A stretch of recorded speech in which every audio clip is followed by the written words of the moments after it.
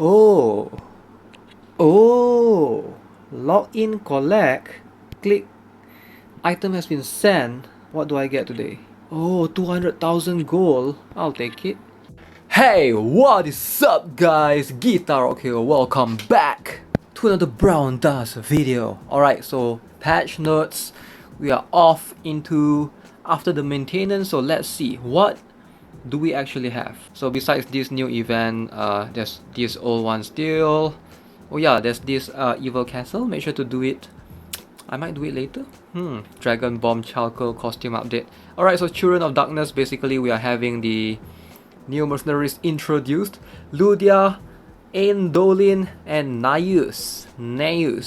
Oh yeah, we are having this Merc XP EXP times 2 as well, alongside with Crystal Cave fully open. So that is starting today, or is it tomorrow? I have no idea, depending on the time zone you're in, I guess. Okay, first let's check out the costume. So new Dragon Bomb Charcoal. So apparently you can only obtain this by having tickets. Hooray, you need tickets for it. I guess it's cool. I'll prefer Veronia's one or Ceres. I do use Charcoal a lot, even in the underground arena. He's very strong. But I don't know, there's something off about this particular illustration. Looks alright. It looks evil enough, but when it comes to combat image, I don't know. What's with that big hunch thing on its back? Is that a huge giant bomb or something? I guess it is. I guess I prefer Veronia's one. Ceres one is pretty cool as well. Yeah, those two are pretty cool. 3 new units to check out. So let's start off with Ludia. Alright, what is she all about? Stats, very important. Zoop. Okay, so 3.2k HP, not bad. 0% defense, 22% agility. Take note, alright? Remember that in your head right now. 22% agility. Alright, that's very important for later on. 10% crit rate, 50% crit damage. Alright, attack, HP. I guess she's pretty tanky. She doesn't need HP actually, to be honest. It's a single target, hits very front. Alright, so let us have a look at what her skill is all about. Okay, so we all know that she's an ag based defender. So enhanced grace. So this is a stats enhancement before battle. Basically, amount of reduced damage due to graced effect will be increased. Oh, so at level 1, I mean at skill level 0 even, it's already at 35 plus 25%. Wait, isn't that quite high? 3, that's like 60%. In incoming damage reduction, 60%, that's a lot. Rising kick enhancement will be applied to oneself when enhanced grace ends. Okay, so that is interesting. Apparently she has this 50 turns of enhanced grace, and once it ends, the rising kick enhancement will be added for 100 turns. Okay, so the first 50 turns, she is extremely tanky. She will have this graced effect, she will always avoid. And after that, for 100 turns, she will have the defense times attack times 200% additional damage. So basically, she is like Delvi or Lacklist. You know, they sort of have 2 different like condition or something like that. So she's sort of like that, but hers takes forever. Hers takes 50 turns, and then we'll switch to this for 100 turns. I don't think the battle will last that long, come on. But yeah, the first 50 turns she's going to be extremely evasive basically. Alright, and then we have the defense before battle starts times 50% ag boost. Okay, very cool. So 50% ag boost, and then we have deals damage to warriors and supporters. Attack times 125% additional damage. Alright, so it's cool to a certain point, but I don't see... Yeah, usually people place defenders or magicians or Livia in front, right? I don't think you need to worry about that since she hits the most front. It's just attack times 125%. Like, how much can it increase up to? Stats enhancement, of course. I mean stats weakening immunity, very cool. That means she cannot be, yeah, she can only be affected by attack interference. She can be charmed, she can be stunned, but she cannot have her stats reduced. Once her stats is reduced, she won't have the grace effect as high anymore. So that's kind of the point, right? For her to be invisible. 125. Okay, so let's have a look what she gets gradually over the skill level. Plus 1, 35 plus 35, okay. Plus 2, 35 plus 45. So unlock this skill, 174. 2 to 5. Defense before battle 50% still, but she gets the healing now. After being attacked.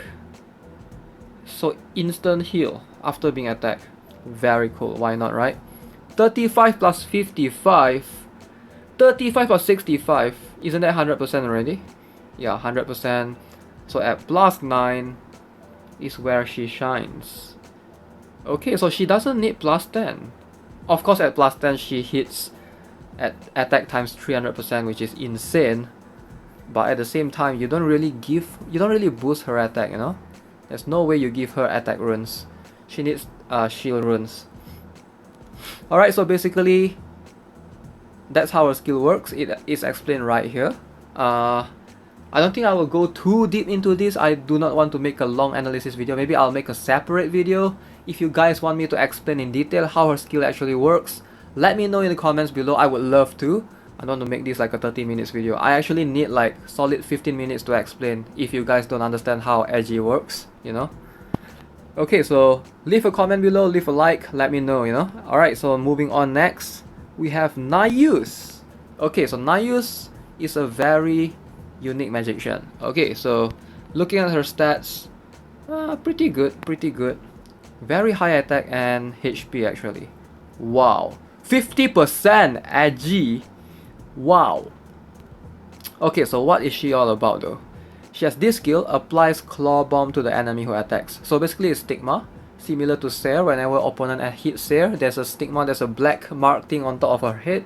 Interesting. So deals additional damage to enemies with claw bomb applied whenever Naius attacks. The additional damage will be applied before the turn ends. Okay, cool. And then max HP every turn, 10% healing. And then additional attack boosts every turn after attack being boosted. That is cool as well. Activates lasting enhancement effect when receiving normal attack. Okay, so basically, yeah, she will get healing and she will get attack every turn. And whenever she's hit, it will reset the duration to 7 turns again. Because of this thing, resets the duration of the already applied buff skill. So she needs to be constantly hit, I guess. So once she's hit, it's going to reset it, and it's going to slowly increase. Will she work in Novice though? Will this kind of skill work in Novice? Granted, she has to live, you know, she has to like survive. The attack is very high, I can see that. 75 up to 100% at plus 5, and the increase goes like crazy. Crit rate, attack, crit rate 7%. So she only needs 10 turns. Actually 7 turns to reach 70% crit rate. She has pretty high crit rate already, base 20%. So you only need like what? 8 turns in total to increase to 100% crit rate. So how do you build her though? Should you go for crit damage? Maybe crit damage is the way to go. But you ideally want to make her tanky if you want her to live through. I think in Novice is where she's gonna shine for sure. She seems like an interesting unit to use in Novice Arena. I think I'm gonna try and use her. Build her and see. I need to get her first though. That's the problem. Alright, so interesting. I really like her concept. Definitely something new. And she's a bomber that doesn't like suicide or anything like that. We have had plenty of that already. Alright, so moving on, next we have Eindolin. Okay, so she's my favorite out of all these three for obvious reasons. Okay, she's a supporter. I love supporters, man. I actually am thinking of building her, but she's going to be quite hard to combo. She's Mamone's best friend basically. If you have Mamone, cool. can taunt that Mamonair, and going to be invincible. So basically she gives everything: taunt, crit rate, some healing, and crit damage as well. Okay, so the thing that makes her strong is this particular skill right here. Boost support in proportion to the number of allies' grave. Support plus 60%. Alright, you might think that, oh, so why is this relevant?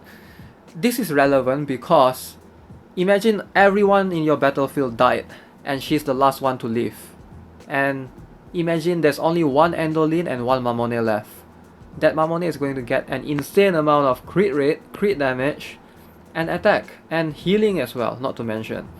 Okay, so up to plus 6, she's gonna give the taunter the incoming damage minus 50%. That's quite a lot, reducing the incoming damage by 50%. Mamonair is already very annoying and tanky to deal with, especially those plus 10s, you know, if you don't have Livia like this.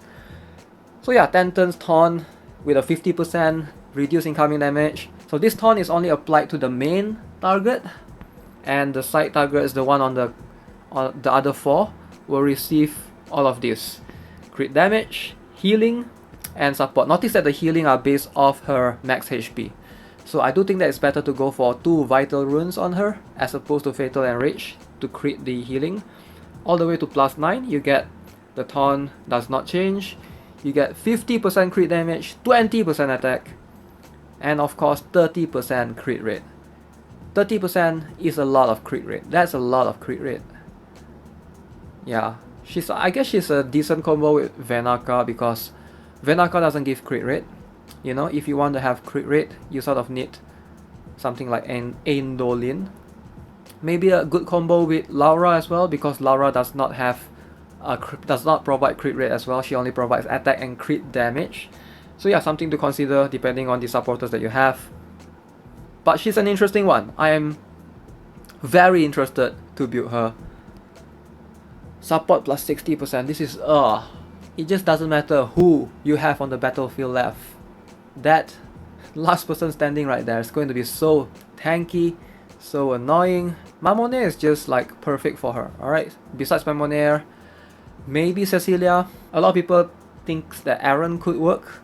I guess he could as well, but he won't benefit from the crit and crit damage as much as Mamonair, since Mamonair deals decent damage as well.